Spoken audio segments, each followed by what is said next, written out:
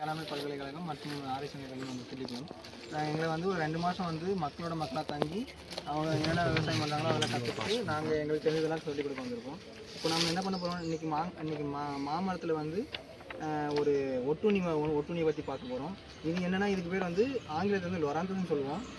இது என்ன பண்ணுன்னா, இந்த மாங்காயோட இது இருக்குல்ல, கிளையில என்ன ஆகும்னா, இதோட விதையை வந்து இந்த குருவிங்களாக இருக்கும்ல, அது வந்து சாப்பிட்டு வந்து இந்த கிளை மேலே போட்டுரும்.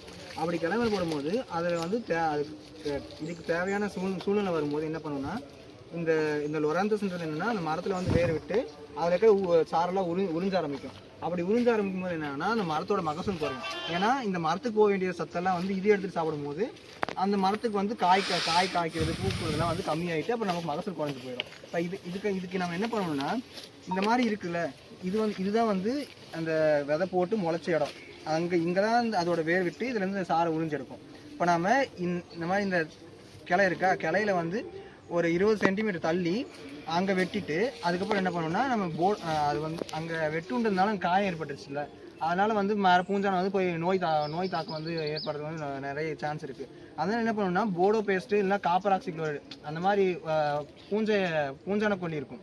அதை வந்து நம்ம அது மேலே தடவி விட்டோம்னா அதுக்கப்புறம் இதுவும் கட்டுப்படுத்திடலாம். அப்புறம் அதை வெட்டுன்றதுனால வரப்படுற மற்ற பாதிப்புகளையும் வந்து நம்ம வந்து கட்டுப்படுத்திடலாம். இப்போ அந்த மரத்தில் வந்து பாதிப்பு இருக்குது, அதை எப்படி க்யூர் பண்ணலான்னு பார்க்கலாங்க. அதே மாதிரி அங்கேயும் ஒன்று இருக்குது பாருங்கள், ஃபுல்லாக நான் வீங்கி போய் கிடக்கா. இந்த மாதிரி என்ன பண்ணுவோன்னா, என்ன பண்ணுவோன்னா, ஒரு இதுலேருந்து 20 சென்டிமீட்டர்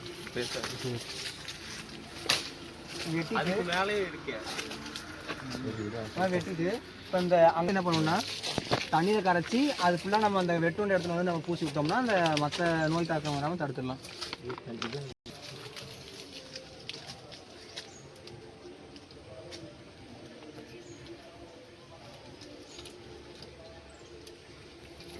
பூசி விட்டோம்னா